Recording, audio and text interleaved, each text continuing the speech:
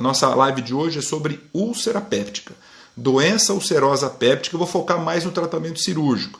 Mas, antes disso, é importante a gente conhecer um pouco do que é a úlcera, da fisiopatologia, da fisiologia da secreção ácida. Por quê?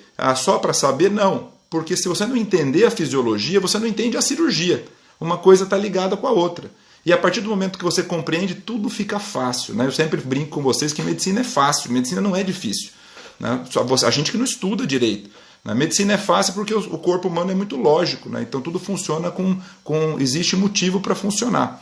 E a gente vai ver que na úlcera é a mesma coisa. Né? Então o que é uma úlcera? A própria palavra já diz, o leigo sabe, é uma lesão ulcerada, é uma ferida, é uma cratera que acontece ali na região da mucosa do tubo digestivo. Pode ter úlcera do esôfago até o canal anal. Só que é mais comum no duodeno e é mais comum no estômago. Tá? Então, por conta da secreção ácida, por conta das secreções pépticas, né? Então, das enzimas digestivas. Agora, você lembra que o pH normal do estômago é um pH ácido. Né? Então, o fisiológico, e aí tem uns termos que se confundem muito, né? Quando a gente fala de hipercloridria, normocloridria, hipocloridria, isso aí confunde muito, porque você entende como hipercloridria, excesso de ácido, né, um pH muito baixo, como hipocloridria seria um pH mais alcalino. Mas pensa aqui comigo, qual que é a normocloridria do estômago? Olha só, a normocloridria, o normal do estômago é um pH ácido,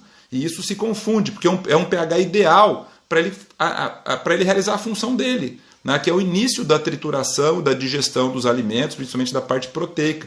Precisa de um pH ácido, um pH 3,5, 4. Tá? Essa é a normocloridria do estômago, que é ácido.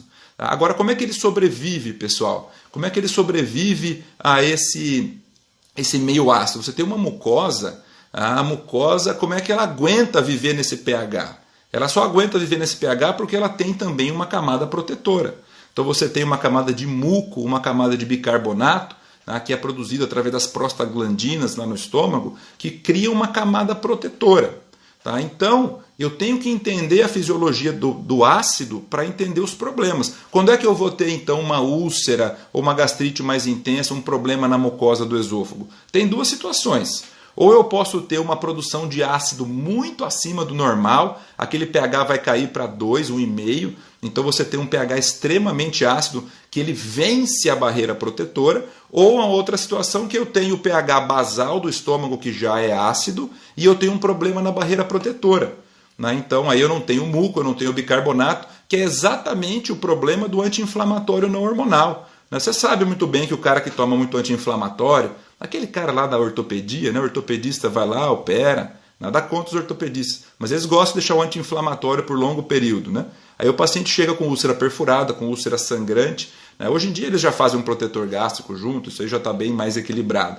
Tá? Por quê? Porque é um inibidor de prostaglandinas. Então, se inibe a prostaglandina, inibe a produção do muco e do bicarbonato. Então, mesmo com a acidez normal do estômago, aquele indivíduo, aquele ácido vai ser suficiente para machucar a mucosa.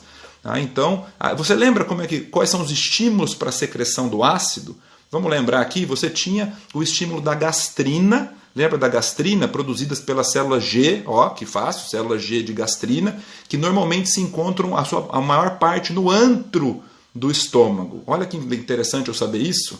Por que essa informação é boa? Porque se eu quiser realizar uma cirurgia para diminuir a acidez, é só eu tirar o antro. Se eu tirar o antro gástrico, eu tiro a população de células G produtoras de gastrina. Então vai diminuir a acidez. Ó, a cirurgião tem que saber a fisiologia. Cirurgião sem anatomia e fisiologia não é ninguém, vai virar só um operador mecânico aí e vai ter problema. Então o primeiro estímulo da secreção ácida é a gastrina, da célula G do antro.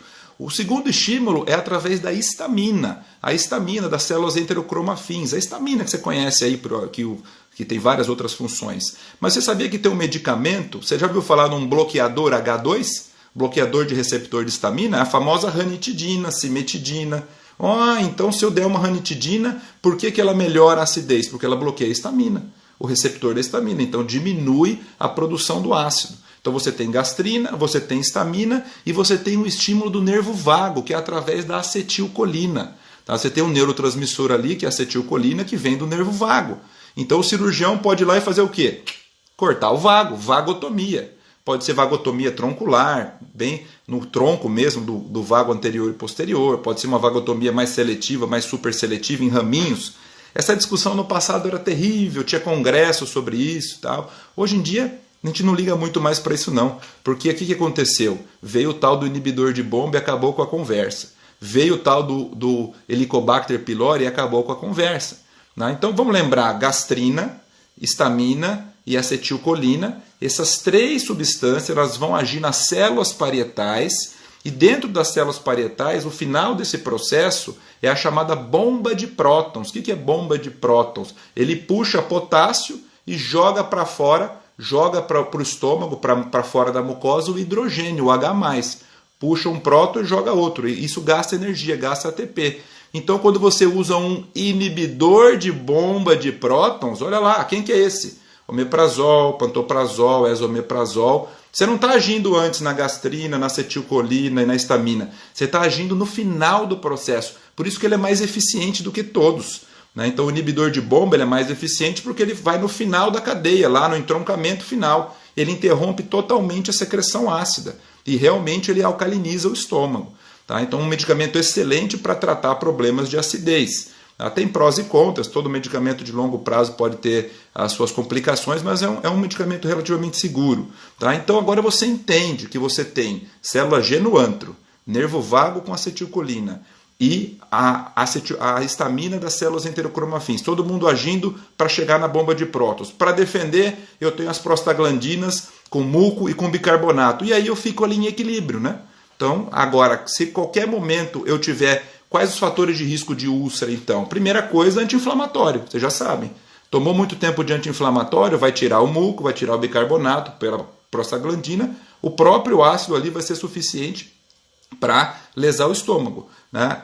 Outro fator de risco importantíssimo, a infecção pelo H. pylori. Tá? O Helicobacter pylori ele é uma bactéria simbiótica que vive com o ser humano há milênios. Aí, né? Muitas vezes ela não causa nada, mas algumas cepas do H. pylori elas são relacionadas com câncer gástrico, com adenocarcinoma, com linfoma, que é o linfoma Malte. Né? Então, a erradicação do H. pylori ela é fundamental no tratamento do linfoma. Né? As úlceras pépticas também, gástrica e duodenal, e também alguns tipos de gastrite, como gastrite atrófica, que é uma lesão pré-maligna. Então, o H. pylori... A gente pode até fazer uma live depois só sobre H. pylori, que tem o consenso novo brasileiro agora, o 4º consenso do tratamento de H. pylori, mudou algumas coisinhas aí em relação ao tratamento, aumentou de 7 para 14 dias, continua ainda, claro, amoxicilina, mas vamos deixar para uma outra oportunidade. Só saber que a presença do H. pylori, então o H. pylori ali, para ele sobreviver, ele vai precisar criar um meio mais alcalino em volta dele. Então ele tem aquela enzimazinha urease, lembra da urease, que converte a ureia em amônia e CO2? Então essa amônia ela vai criar um ambiente mais alcalino. Então com isso o estômago ele vai acabar tendo que produzir mais ácido para voltar à secreção ácida normal. Então além disso você tem destruição também das células D de somatostatina. E vai virar uma confusão. Não, calma, aqui comigo você vai entender. Quando ele destrói as células D, a somatostatina que inibe a gastrina. Se eu tiro o inibidor da gastrina, a gastrina fica livre, leve e solta, aumenta muito. Então o H. pylori aumenta a gastrinemia do paciente. Então o importante é você saber aqui o seguinte, que você tem os fatores lesivos através do ácido, os fatores protetores. E como principais fatores de risco a gente tem anti-inflamatório, H. pylori, o tabagismo também. Então, paciente que fuma é difícil tratar úlcera, é difícil tratar gastrite, o tabagismo também pode inibir prostaglandina, ele vai causar uma certa isquemia de mucosa. Tá? Então, o paciente tabagista também. Tem outros fatores de risco, né? Paciente que está internado, por exemplo, séptico, que está mal perfundido. O tubo digestivo ele não é muito nobre, né? Então você vai guardar sangue para quem? Você vai guardar o sangue para o cérebro, para o coração, para os rins. O tubo digestivo costuma sofrer um pouquinho e a mucosa sofre também. Pacientes mais idosos, mas é basicamente isso aí. Tá? Mas por que eu estou dizendo isso para vocês? Porque se você não entender a fisiologia, o tratamento depois vai virar um decoreba. E aí você vai entender hoje e esquecer amanhã. Se você sabe que você tem célula G de gastrina no antro, que você tem o nervo vago produzindo acetilcolina, e isso tudo é importante para produzir o ácido, acabou o problema da cirurgia.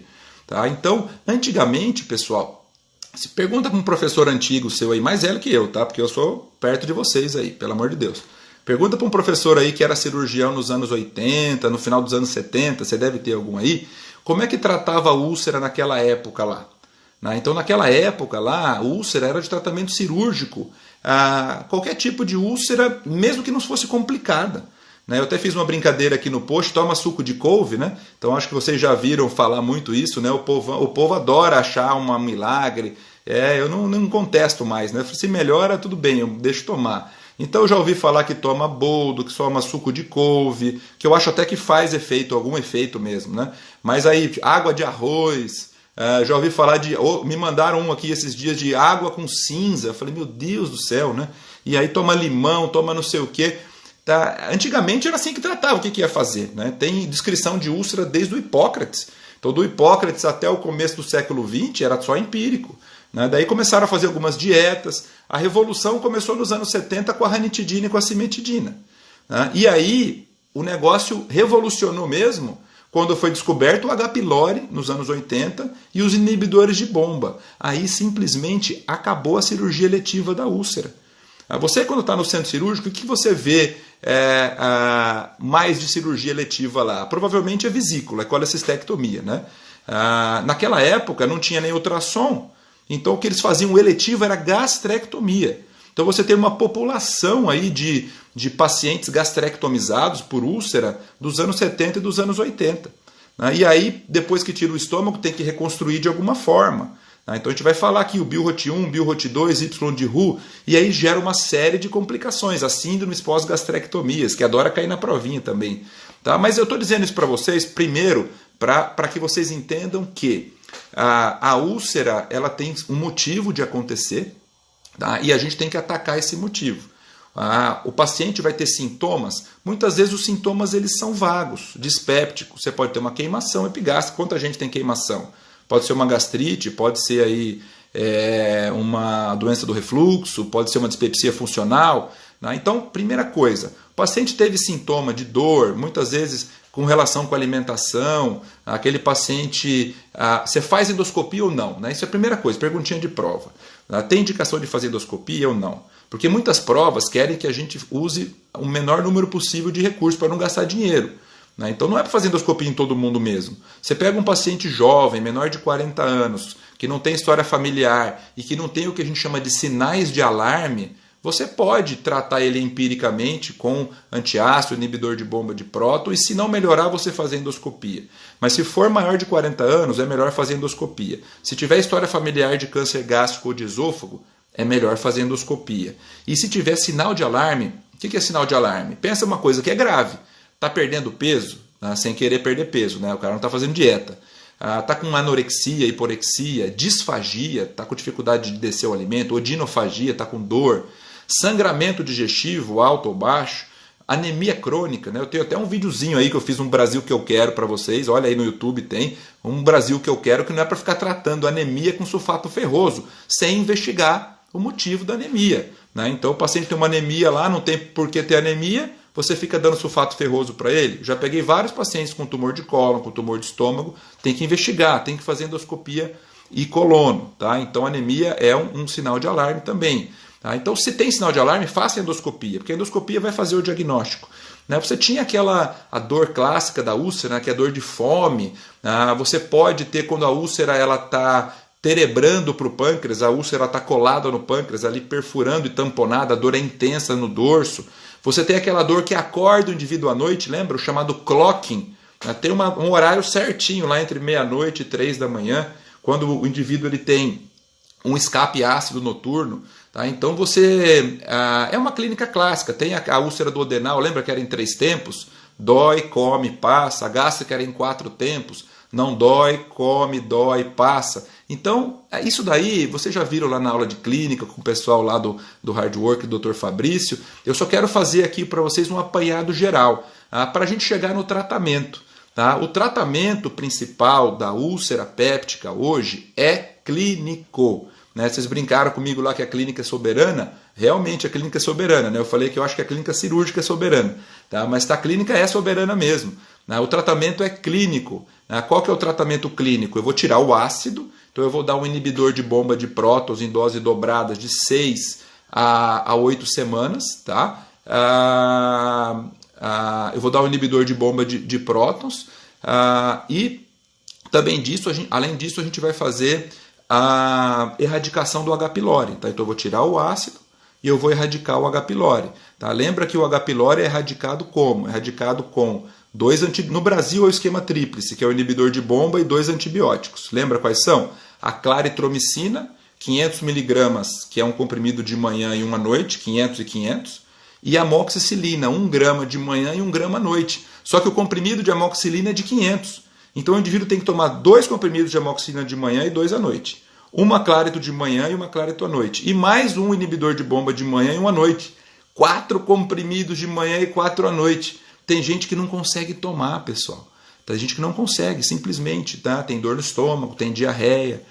E o consenso novo agora, ele foi discutido esse consenso no final de 2017, publicado em 2018, e ele aumentou o tempo do tratamento ainda, porque com 7 dias tinha muita bactéria que não estava morrendo.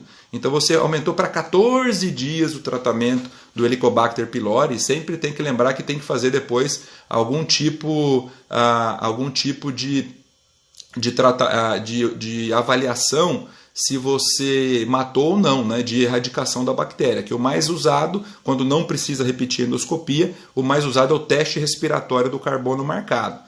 Quando tem que repetir a endoscopia, faz o teste da urease ou a biópsia com o exame histológico mesmo.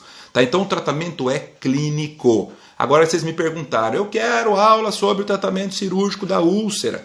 Né? Aonde tem o tratamento cirúrgico da úlcera? Quando que tem indicação hoje? Então atenção aqui, a indicação do tratamento cirúrgico de úlcera é complicação. Então quando você tem hemorragia, perfuração, estenose. São as 3 complicações da úlcera péptica.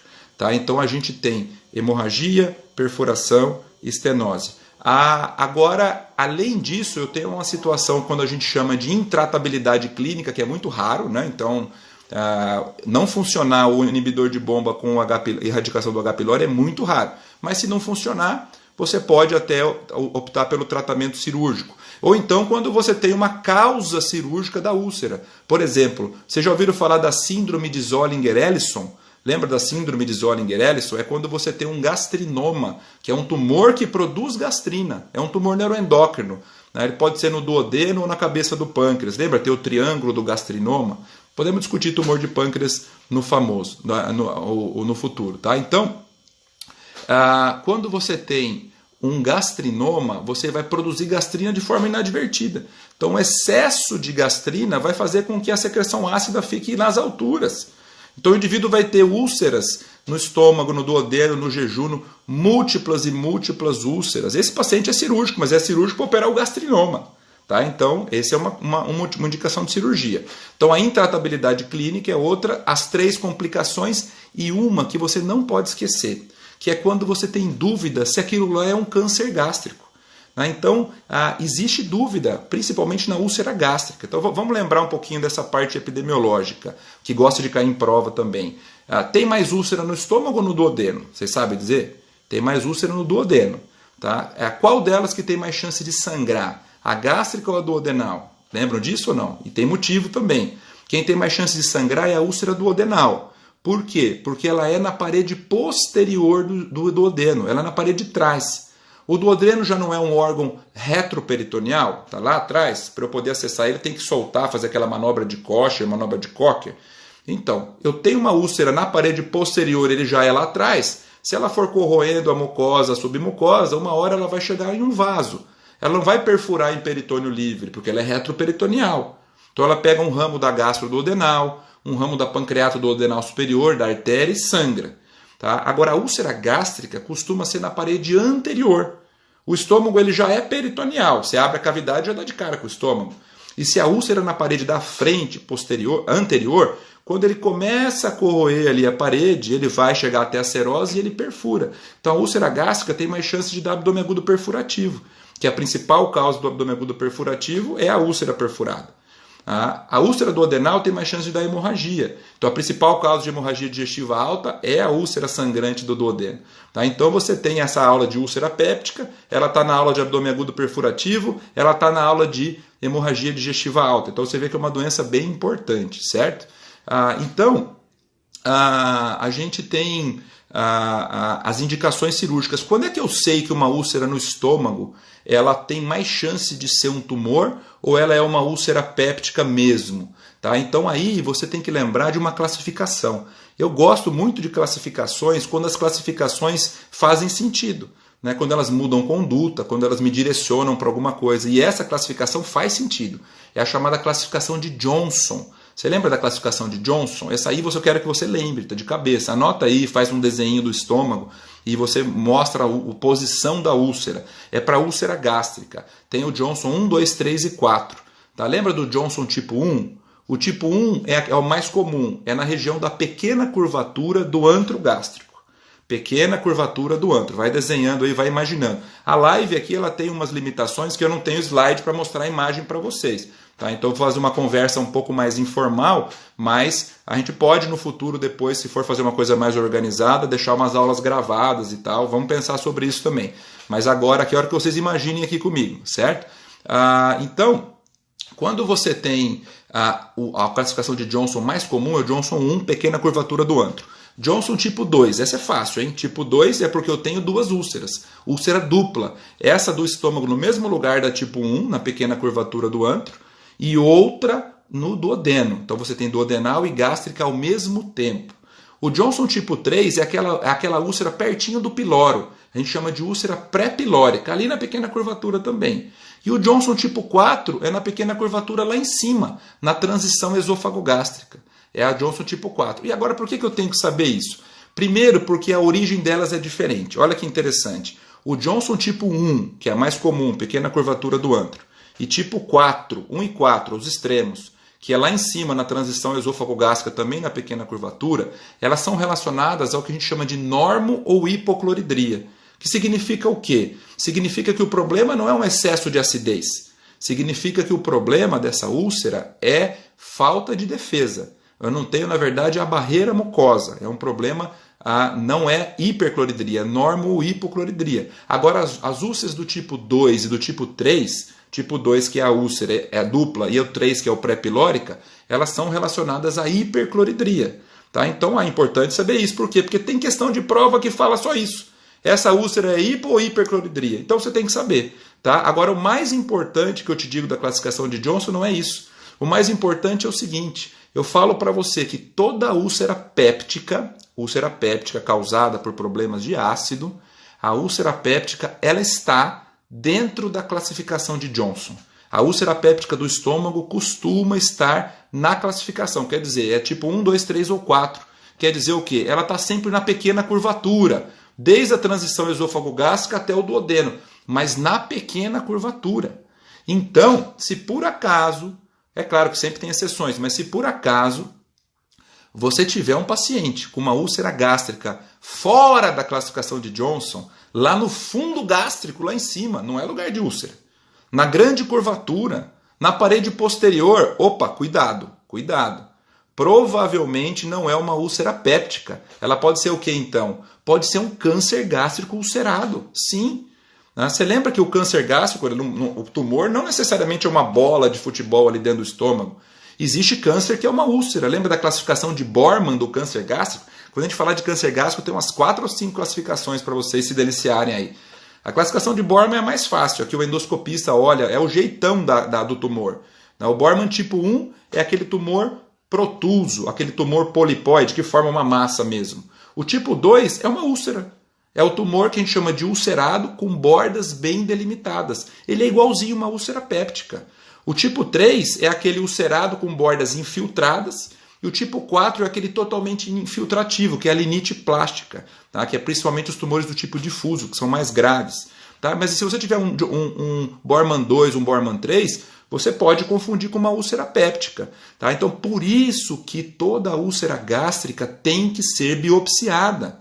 Então, você tem que fazer biópsia para ter certeza que não é câncer. Tá? Então, cuidado com isso. Tá? Então eu faço um tratamento, é uma úlcera péptica. Por isso que toda úlcera gástrica precisa de endoscopia de controle depois. Por quê? Porque eu tenho que saber se ela cicatrizou mesmo. Vai que era um câncer gástrico ulcerado. A úlcera duodenal não precisa, porque a chance de câncer de duodeno é muito pequena.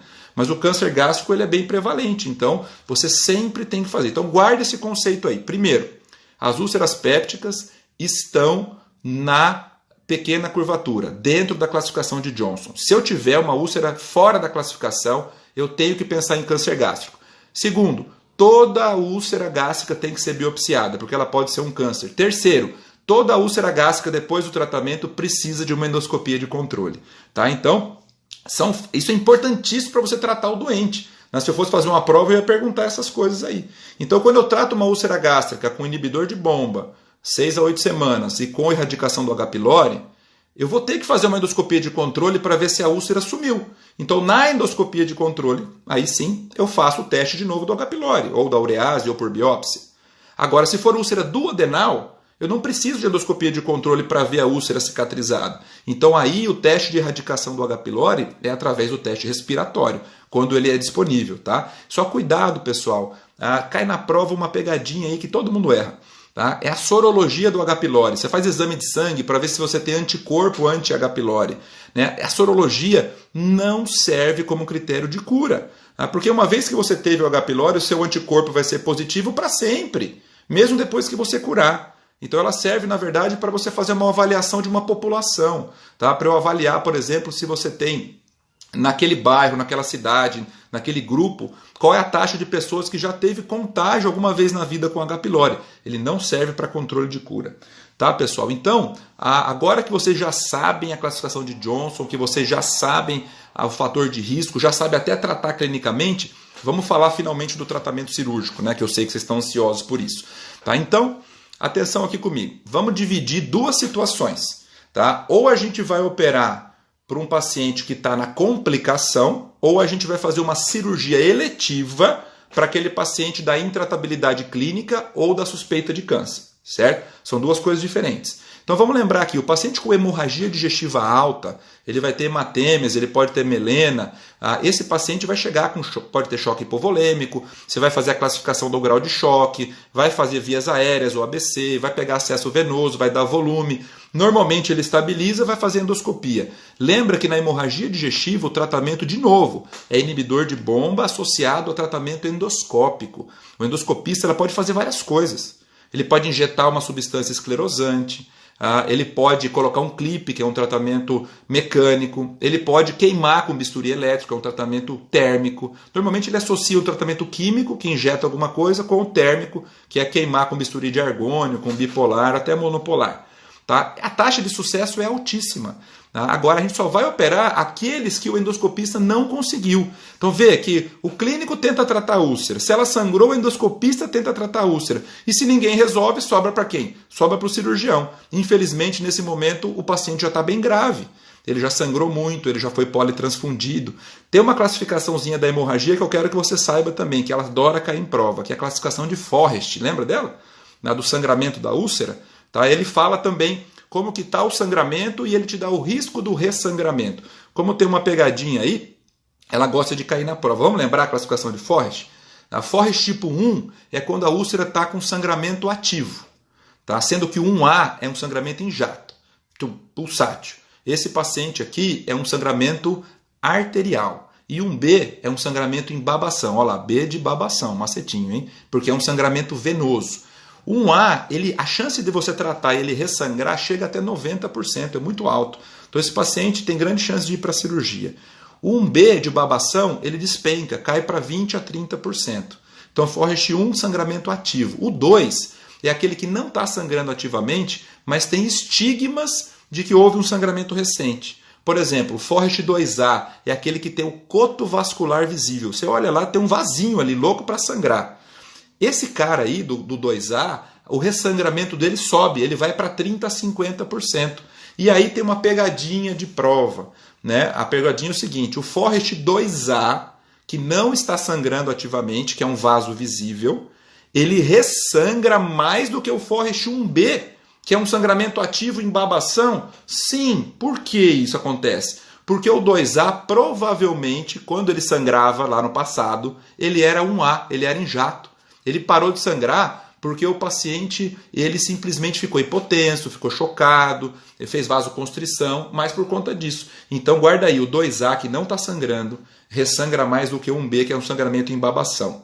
Depois, o 2B, que é quando você tem um coágulo ali aderido, normalmente um coágulo escuro, preto, vermelho, um coágulo recente. Já cai bastante essa taxa de ressangramento, para em torno de uns 10%. Depois o 2C, que é o fundo de hematina, já cai para menos 5%. E o 3, que é a base limpa. Então a classificação de Forrest muda a nossa conduta. Então é importante do sangramento. Agora, se você está com paciente de sangramento, fez inibidor de bomba, fez endoscopia, fez tudo, ele ressangrou, repete a endoscopia, ele continua sangrando, aí você vai ter que operar. Qual cirurgia que você vai fazer no sangramento? Então vamos pensar aqui comigo. Eu posso tirar o órgão ou eu posso tentar fazer algum tipo de ponto para parar de sangrar. Vamos pensar de uma forma bem lógica, certo? Certo, então vamos lá. Como é que você faz se a úlcera for gástrica? O estômago, a gente não liga muito para ele não, porque ele é fácil de operar. Então, a úlcera gástrica sangrando, eu faço uma gastrectomia envolvendo a úlcera e tiro fora. Então, no sangramento da úlcera, eu não vou dar ponto, eu vou fazer gastrectomia. Agora, e se for de uma úlcera duodenal? Se for duodenal, você vai tirar o duodeno? Para tirar o duodeno, tem que tirar a cabeça do pâncreas. Aí vira aquela cirurgia de Whipple. A gente não vai tirar duodeno na emergência, não.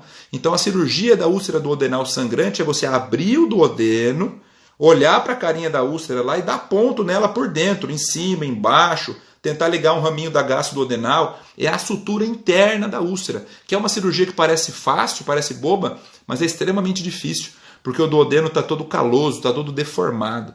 Tá? Lembra que a papila duodenal está ali, o colédoco está chegando ali, então tudo é mais difícil.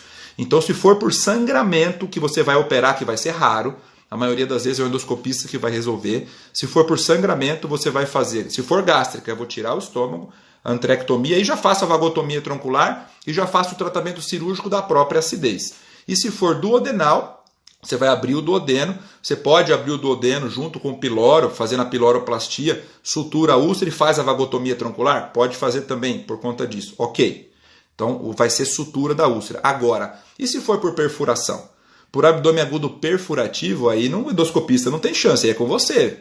A paciente chegou lá, dor abdominal súbita, difusa, intensa, chegou rápido no pronto-socorro, peritonite difusa, abdômen tábua, contratura involuntária, sinal de Joubert, lembra do sinal de Joubert? Vai fazer a percussão no hipocôndrio direito, normalmente é para ser maciço por conta do fígado, ele perde a maciez hepática, pode ser até meio timpânico ali, faz o raio-x de tórax em PA e vai ver o pneumoperitônio, o gás dentro da cavidade abdominal, tratamento cirúrgico de emergência, acabou, vai lá, abre o paciente, dependendo da situação pode fazer por vídeo, você vai lavar bem a cavidade e aí é o seguinte, é uma úlcera péptica clássica na classificação de Johnson, o que você vai fazer? Simplesmente vai debridar as bordinhas da úlcera, porque se ela perfurou é porque ela está isquêmica, né? Então ela tem aí uma área calosa, ruim de dar ponto. Então você pega o bisturi frio e faz uma revitalização das bordas. Esse pedacinho de tecido você manda para anátomo patológico sempre e sutura. Faz a ulcerorrafia e aí, para a gente ficar bem seguro, pega um pedacinho de epíplon e coloca lá por cima, que é o chamado PET de Graham.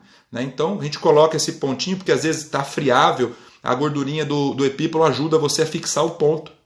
Então o tratamento de úlcera perfurada hoje é ulcerorrafia, tá? A não ser que você acha que seja um câncer, né? Chego lá, tem uma úlcera de 4 centímetros, não, peraí, eu vou ressecar isso aqui. Tá? Então agora, se você acha que é péptica, tem fator de risco, toma anti-inflamatório, é tabagista, está na classificação de Johnson, não é para fazer gastrectomia com essa cavidade toda contaminada. Tá? É para lavar a cavidade, ulcerorrafia e PET de epíplo. E lembra que no final a gente faz aquela manobrinha. Eu já falei, não tem um vídeo no YouTube sobre isso aí, dá uma olhada aí. É a chamada manobra do borracheiro. Lembra da manobra do borracheiro? É verdade esse nome, não foi eu que inventei não. Quem tem bicicleta sabe, né? Quando você fura o pneu da bicicleta, como é que você faz para descobrir onde está o buraquinho do furo? Você pega uma bacia com água e mergulha o seu pneuzinho lá. Ele vai borbulhar no lugar do furinho. A gente faz a mesma coisa na cirurgia. O que a gente faz? Enche a cavidade de soro, passa uma sonda nasogástrica e fala para o endoscopista injetar ar na sonda. Na hora que ele injeta ar, o estômago vai dilatar, distender e se tiver algum furinho vai borbulhar. Então você vai fazer a ulcerorrafia, o PET de epíplo, que chama PET de Graham, é o nome dele, e manobra do borracheiro. Então perfuração é sutura. Sangramento, se for duodenal, abre sutura por dentro. Se for gástrico, resseca o estômago. Tá? Se for uma cirurgia por estenose, né? Existe estenose péptica? Existe. Você pode ter, hoje vocês vão ver pouco, né? Residente de cirurgia quase não opera estenose mais, mas no passado, quando tomava suco de couve, lá, hidróxido de alumínio, a úlcera melhorava, piorava, cicatrizava e abria. Ficava aquilo a vida inteira. Criava uma fibrose, uma área calosa, uma estenose. Nesse caso tem que ressecar também. Tem que fazer antrectomia com vagotomia troncular. Se for operar por risco de câncer, você vai tirar e fazer a gastrectomia. Agora, na intratabilidade clínica, ou vamos supor que eu quero fazer um tratamento cirúrgico da úlcera. Eu não quero tomar omeprazol, eu sou contra o omeprazol, eu prefiro operar. Qual que seria a cirurgia ideal que fazia lá nos anos 70? Você vai tirar o antro, que é a antrectomia, associada com uma vagotomia. Então você vai tirar o estímulo da gastrina e vai tirar o estímulo da acetilcolina. A chance de tratar a sua úlcera é quase 100%. Olha que interessante. Mesmo para a úlcera no duodeno, é isso mesmo. Você tem uma úlcera no duodeno, eu quero tratar ela cirurgicamente, eu não mexo no duodeno. Eu tiro o antro e corto o vago. Eu vou tirar a acidez, aquela úlcera cicatriza sozinha. Tá? Então, se for no estômago, ele sai junto na cirurgia. Mas se for no duodeno, deixa ele quieto que ele vai cicatrizar. Então, a cirurgia da úlcera, para eu tirar a acidez, sem ser na complicação, é a antrectomia com vagotomia. Essa vagotomia pode ser troncular, seletiva ou superseletiva, é uma outra discussão, tá? Porque a vagotomia pode dar muita diarreia no paciente de difícil controle. Hoje em dia, quase que isso não é um problema mais. Mas depois que você operou, vem a segunda perguntinha. Como vai reconstruir esse negócio? Eu tirei um pedaço do estômago e agora? A comida vai para onde? Aí você tem 3 opções. Que é o famoso Billroth 1, Billroth 2 e o Y de Roux. Esse aqui depois eu vou fazer um esqueminha para vocês verem um desenho, mas acompanha aqui comigo o raciocínio. Tá? O que é o Billroth 1? É a coisa mais simples do mundo. Eu tirei a parte final do estômago, sobrou o duodeno e o corpo do estômago. Eu junto os dois. Então eu vou fazer a anastomose do estômago no próprio duodeno. Então é uma gastroduodenoanastomose. É uma gastroduodenostomia. Qual seria a vantagem do Billroth 1? É que é fisiológico, a comida continua passando pelo duodeno. Não vai ter prejuízo na absorção de ferro. Se precisar fazer uma CPRE, o endoscopista entra ali na papila. Só que ninguém quer fazer mais B1. Não tem mais. Você não vai ver mais B1 aí na sua residência, no seu hospital. Por quê? Porque dá muita complicação da chamada gastrite de refluxo alcalino. Como não tem mais o piloro, toda aquela secreção biliar e pancreática ela cai dentro do estômago e dá uma gastrite terrível. E não é gastrite que dá para tratar com omeprazol, não, porque ela é mais alcalina, é biliar. É uma gastrite terrível, o indivíduo tem dor, ele tem vômito bilioso. Lembra que o vômito não alivia a dor. O único jeito de tratar isso é transformar isso num Y de Roux, que você fica uma alça só para vir a comida e a outra alça biliar e pancreática vai encontrar ela lá embaixo, faz um Y aqui. Tá? Então aí não volta lá para cima, a gente deixa aqui 40 60 centímetros de comprimento e aí não volta. Então eu transformo o B1 em Y de Roux. Então Billroth 1, quero que você saiba, entenda de uma vez por todas esse negócio que você ouve esse nome e acha que é terrível. É fácil demais, é só o jeito de reconstruir. Tá? Eu pego as duas coisas que eu cortei e emendo. Gastroduodenoanastomose. Quase você não vai ver mais. O Billroth 2 ele é mais utilizado. Como que é o Billroth 2? Eu fecho o coto duodenal, aí eu vou lá no TRITES, pego o jejuno, essa alça de jejuno eu vou lá e jogo ela e anastomoso ela de lado com o estômago. Então é uma anastomose gastrojejunal, né? Lateral no jejuno. Então vai ter um pedaço da alça que vem do duodeno, que é a chamada alça aferente, a que chega é a aferente, ela faz a anastomose e depois ela sai e vai embora para o resto do delgado, que é a alça eferente, a alça que sai. Então essa cirurgia, que é bem famosinha também, muita gente ainda faz ela hoje, ela tem mais complicação ainda. Por quê? Porque além do refluxo alcalino que ela também pode dar, então você pode ter essa secreção biliar e pancreática entrando lá no estômago, você pode ter a síndrome da alça aferente, a síndrome da alça eferente, que são problemas de obstrução dessas duas alças. Então, o que é a síndrome da alça aferente? Que é a campeã das provas aí de residência, os concursos médicos. Quando você tem uma obstrução na alça que chega no estômago. Imagina que tem uma torção, uma aderência, qualquer coisa que causou uma obstrução ali. Então a secreção biliar e a secreção pancreática não consegue passar. Então ela vai distendendo, distendendo, distendendo. Na hora que distende o intestino, você tem uma dor terrível. O indivíduo tem uma dor intensa, de repente, aquele negócio aumenta tanta pressão que ele passa a obstrução e chega inundando, invadindo o estômago de uma vez. O que o indivíduo faz? Vomita. Vômito em jato. Só que o vômito biliar em jato imediatamente alivia a dor do indivíduo. Por quê? Porque passou o problema, desobstruiu.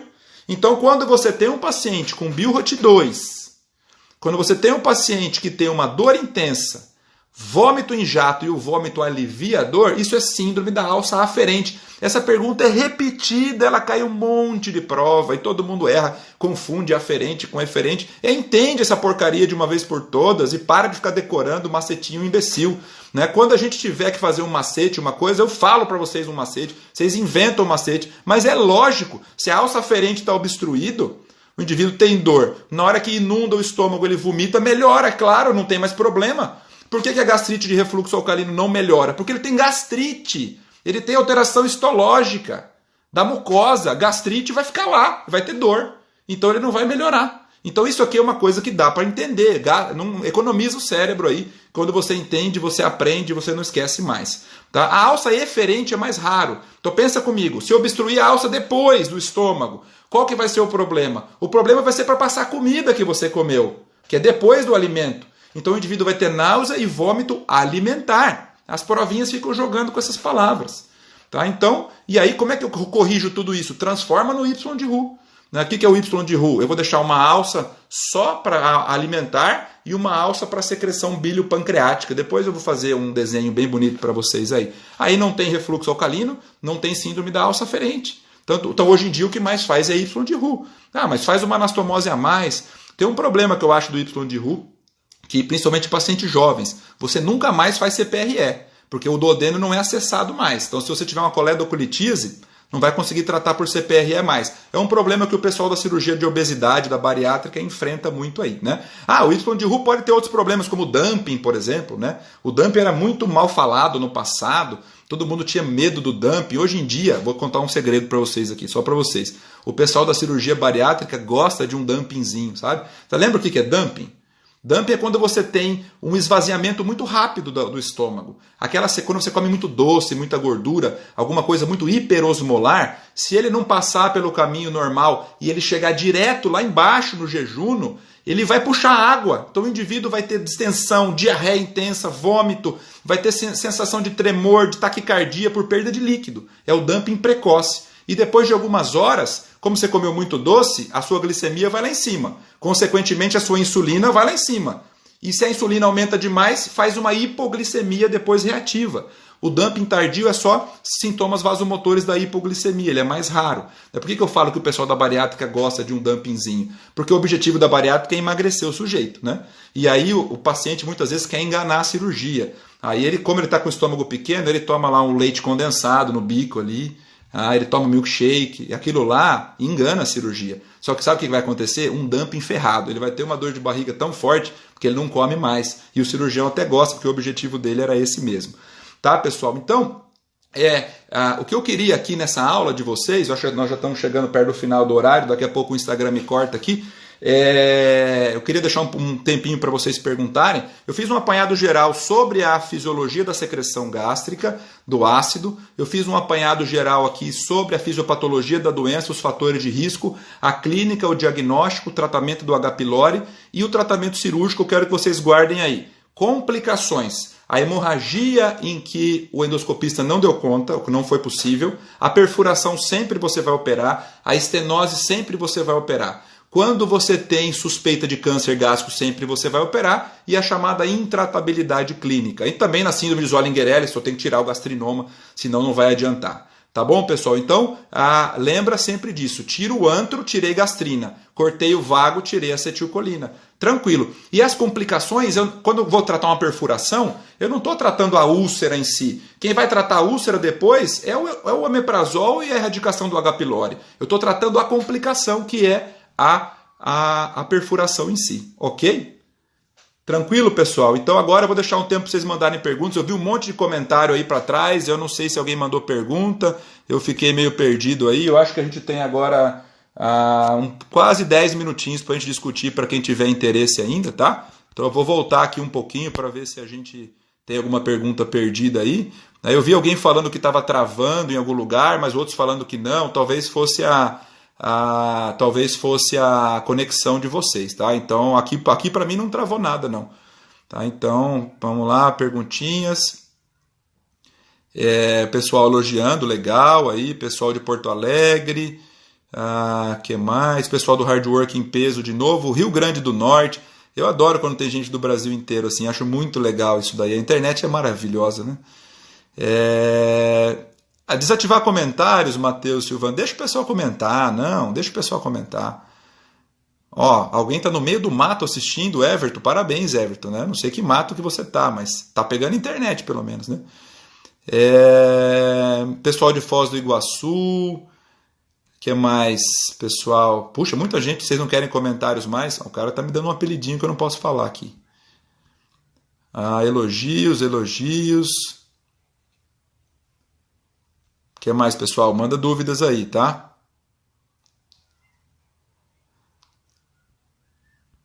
Ó, alguém deu um ralo em alguém aí no comentário também. Vocês se gerenciam aí, né? Gastro é a melhor clínica, eu também acho, tá? Se for para escolher alguma coisa da clínica, que seja gastro, tá? Suco de romã, limão, aí o pessoal, cada um tem a sua receita, né? Aqui, pergunta aqui, mede sem censura. Doutor, paciente que não tem sinais de alarme, mas acima de 40 anos, deve fazer endoscopia? Deve. Muitos protocolos, isso aí, viu? Varia de protocolo para protocolo. Tem lugar que fala 45, 40, até 50. Mas 40 é o mais exigente e muitas provas cobram 40, tá? Mesmo sem fator de risco, como está dizendo aqui, tá? Que mais? Vagotomia superseletiva de eleição? Não. Antigamente fazia para tentar evitar que o paciente tivesse muita diarreia. Ela é menos eficaz para tratar do que a vagotomia troncular.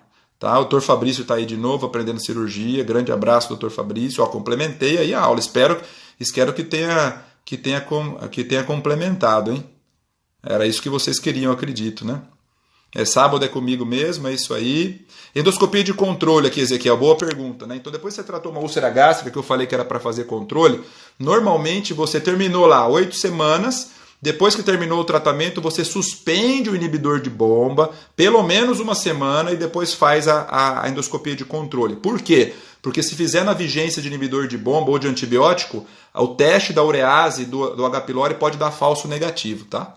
Hard Work Cirurgia, bom, esse nome eu já pensei também, legal. Bom e velho omeprazol, lanzoprazol, omeprazol, esomeprazol, pantoprazol, rabeprazol, são marcas, cada um vai fazer sua propaganda de prós e contras, mas todos têm o mesmo princípio. O que eu vejo é que alguns pacientes toleram mais um, toleram mais o outro, uns são mais caros, outros são mais baratos, tá? A cirurgia resolve, também acho, tá? Essa questão do ressangramento aí, essas porcentagens variam muito de lugar para lugar. Pode tentar hemoclip no estômago, Luciane Ferreira. Hemoclip vai depender se o endoscopista tem, né? Então, normalmente eles usam alguma coisa esclerosante, uma substância, adrenalina, alcoolização, etamolim, usa alguma substância e queima, né? Endoclip pode ser usado, tá? Quando vê um coto vascular, principalmente. É mais na lesão de Dilafoy, que é aquele vasinho sangrante, aí é melhor você usar um clipezinho, tá? Muitos comentários, o pessoal elogiando bastante aqui. Que mais? Pergunta aí, pessoal. Da alça aferente, entendam aí, tá? Ok, espero que tenha sido claro, né?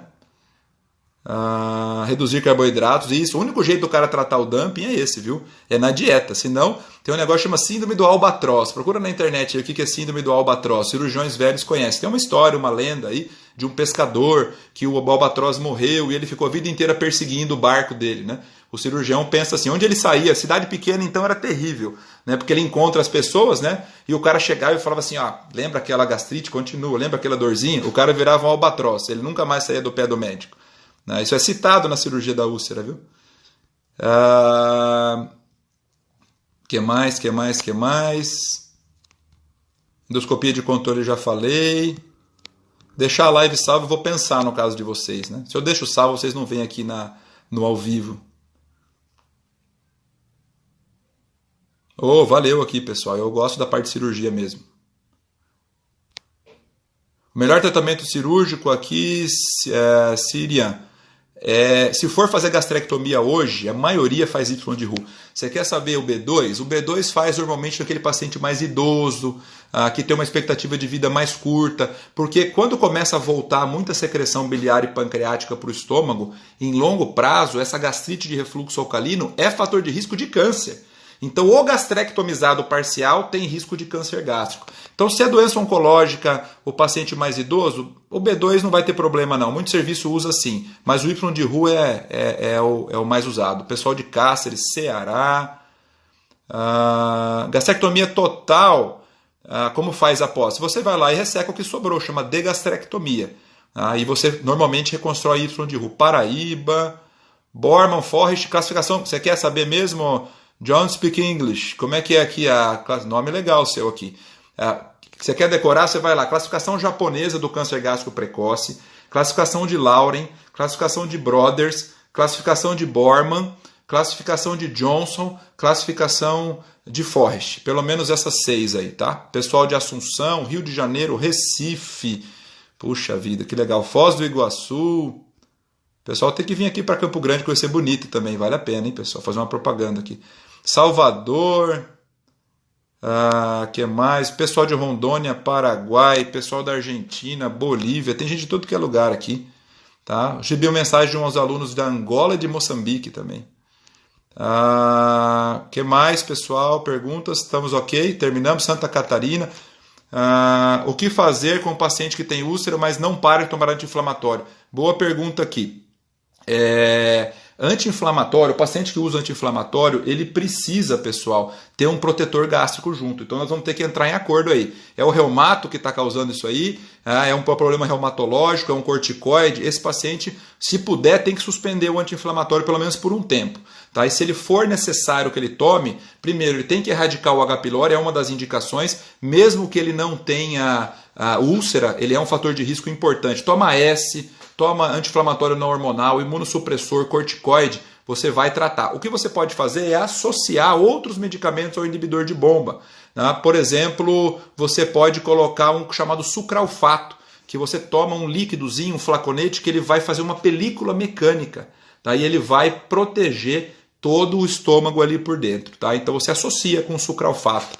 Tá? Aumenta a dose, né? Tá? Pessoal de Imperatriz do Maranhão. Tema da próxima live. Calma, essa semana eu falo para vocês. Vocês vão acompanhando aqui comigo. Estou fazendo um estudo aí estatístico. Vão mandando o que vocês querem. Mas a gente vai ter aí, o que é mais importante, a gente vai ter esse ano para a prova de vocês. Tá? Então, outra causa frequente de HDA sem ser úlcera. Um monte. Varizes de esôfago, lesão de Lafoix, síndrome de Mallory-Weiss, câncer gástrico, câncer de esôfago. E um monte.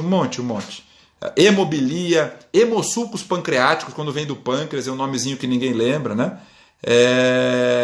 Beleza, pessoal? Então acho que tá ok. Tá quase dando uma hora, eu já vou ser cortado aqui. Mandem as dúvidas se vocês tiverem ainda, tá? Divulguem aí pro pessoal. Tô fazendo esse negócio para vocês, é de graça aqui no Instagram, tá? Então no futuro a gente vai tentar montar alguma coisa mais elaborada, que tenha mais imagem, para que vocês tenham aí um produto de qualidade para quem quiser, tá bom? Quem quiser aqui na live tá bem-vindo também, vocês vão aprender bastante. Eu quero que vocês estudem agora também, senão a retenção vai ser pequena. Lembra que eu falei da live do estudo lá? A aula é só uma das partes, agora é com vocês também. Tá bom, pessoal? Grande abraço para vocês, beijo a todos, tchau, tchau.